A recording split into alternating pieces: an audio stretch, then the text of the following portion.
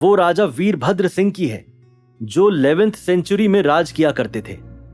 अच्छा ठीक है, तो तुम्हें आखिर मुझसे क्या चाहिए? परेशान मत हो, मुझे तुमसे वो तलवार नहीं चाहिए। मुझे तो बस उस तलवार की कुछ फोटोज लेनी है। एक बार उस तलवार को अपने हाथों में लेकर देखना चाहती हूँ। अच्छा, तो ये सब तुम्हें कब करना है? रियली? अगर तुम अभी फ्री हो तो तुम मेरे एंटीक स्टोर आ सकते हो। मैं तुम्हें एड्रेस भेज देती हूँ। मैं तुम्हारा यही इंतजार करूंगी। आप कुछ समय के लिए शांत नहीं रह सकते थे? कितने दिनों बाद नक्श घर आया था, लेकिन नहीं, आपको आपके मुंह पर कंट्रोल कहां है? हुआ क्या है ये बताएगी? नक्श आज रात घर नहीं आ रहा है, सिर्फ आपकी वजह से। क्या जरूरत थी फालतू में वो सब बोलने की? ये तो अच्छी बात है। Mummy, enough is enough. करीब 1.5 घंटे बाद नक्श मिस जूली के बताए पते पर पहुंच गया था। देसाई एंटीक एम्पोरियम, जो सूरत शहर का सबसे बड़ा एंटीक स्टोर था। उस स्टोर में कई सदियों पुराने प्राइसलेस ट्रेजर्स मौजूद थे। नक्श उस स्टोर में एंटर करने ही वाला था कि तभी उस स्टोर के एक एम्प्लॉय ने नक्श को रोकते हुए कहा, हेलो, आप कौन हैं? आप इस तरह से स्टोर में एंटर नहीं कर सकते। क्या आपको रूल्स नहीं पता? नक्श ने उस आदमी की छाती पर लगी नेम प्लेट देखते हुए कहा, अंकित दीक्षित। कौन से रूल्स? इस स्टोर में घुसने के केवल 2 ही तरीके हैं। पहला ये कि तुम्हारे पास स्पेशल इनविटेशन लेटर होना चाहिए, और दूसरा ये कि तुम किसी कीमती ट्रेजर को बेचने आए हो। तो बताओ, तुम कौन सी कैटेगरी से बिलोंग करते हो, फर्स्ट या सेकंड? मुझे मिस जूली का कॉल आया था और उन्होंने ही मुझे यहाँ आने का इनविटेशन दिया है। तुम तो इतने गरीब हो, ये पॉसिबल ही नहीं कि तुम जूली मैडम को जानते हो। ये सुनते ही नक्श के चेहरे के एक्सप्रेशंस पूरी तरह से बदल गए। उसने एक्सपेक्ट नहीं किया था कि एक स्टोर का एम्प्लॉय इतना एरोगेंट हो सकता है। निकलो यहाँ से, ये बोलते हुए अंकित ने नक्श को धक्का दिया। नक्श की तरफ से कोई रिएक्शन नहीं आया, लेकिन नक्श को धक्का देते हुए अंकित को एक जबरदस्त प्रेशर फील हुआ और 3 से 4 कदम तेजी से पीछे जाते हुए वो जमीन पर गिर गया। तुम्हारी ये हिम्मत कि तुम मुझे धक्का दोगे? सिक्योरिटी, सिक्योरिटी, कोई यहां में लूटने आया है। जल्द ही 2 सिक्योरिटी गार्ड्स वहां पहुंच गए। अरेस्ट करो इसे और पुलिस के हवाले कर दो। तुरंत ही वो नक्श की तरफ बढ़े और उसके दोनों हाथों को पकड़ लिया। नक्श ने हल्का सा प्रेशर लगाते हुए अपने हाथ छुड़ाने की कोशिश की। उन दोनों सिक्योरिटी गार्ड्स को भी अंकित की ही तरह जबरदस्त प्रेशर फील हुआ और वो दोनों भी जमीन पर गिर पड़े। मुझे लगता है तुम्हें जीने का शौक नहीं है। तुम हमारे स्टोर में आके प्रॉब्लम्स क्रिएट करना चाहते हो। चुपचाप माफी मांगो और निकलो यहाँ से, वरना आज तुम्हारी मौत यहाँ तय है। तुम एक पागल कुत्ते की तरह बर्ताव क्यों कर रहे हो? जो भी सामने आएगा उसे क्या काटने लगोगे तुम? अरेस्ट करो इसे।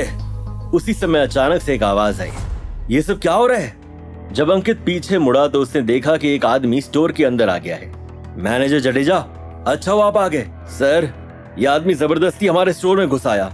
जब मैंने इसे रोकने की कोशिश की तो इसने मुझे मारा। जल्दी से इसे यहाँ से भगाओ। ठीक है जडेजा सर, तुम्हारी ये हिम्मत कि तुम हमारे स्टोर में आकर प्रॉब्लम्स क्रिएट करोगे। आज तो तुम्हें सबक सिखाना ही पड़ेगा, वरना तुम्हारी जुत्ती और मेरा सर। जैसे ही अंकित नक्श की ओर बढ़ा, वैसे ही नक्श ने एक जोरदार थप्पड़ से उसका स्वागत किया और एक ही थप्पड़ में उसका आधा चेहरा सूज गया। क्या तुम वाकई में जीना नहीं चाहते हो? नक्श इन लोगों के साथ अपना समय बर्बाद नहीं करना चाहता था।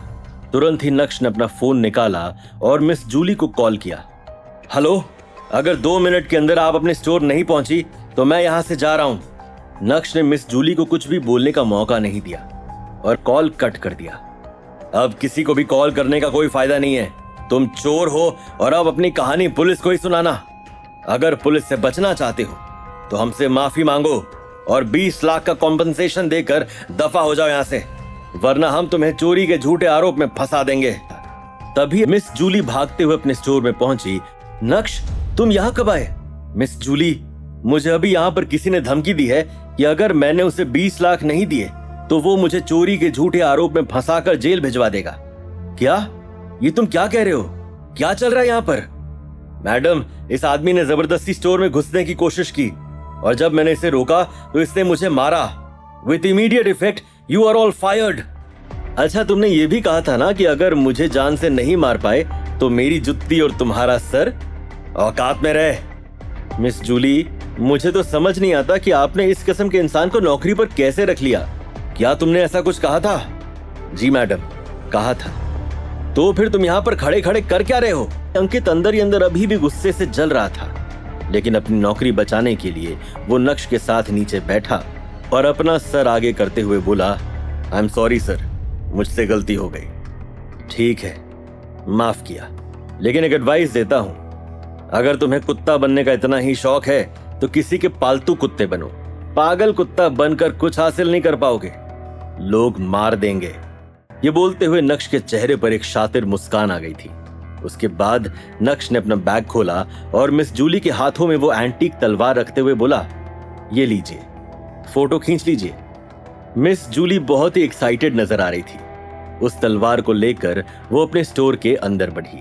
क्या सिलसिलेवार तरीकों से हो रही नक्श की बेइज्जती का बदला लेना पड़ सकता था उसे भारी? क्या नक्श और मिस जूली की मुलाकात से इस कहानी में आने वाला है कोई ट्विस्ट? क्या अनिका के दिल में मचल रहे प्यार के आगे झुक जाएगी अनिका, या फिर हो जाएगी बहुत देर? ये जानने के लिए देखिए अगला एपिसोड सिर्फ पॉकेट FM के YouTube चैनल पर, और इंस्टा एम्पायर के सारे एपिसोड सुनने के लिए डिस्क्रिप्शन में दी गई लिंक से डाउनलोड कीजिए पॉकेट FM।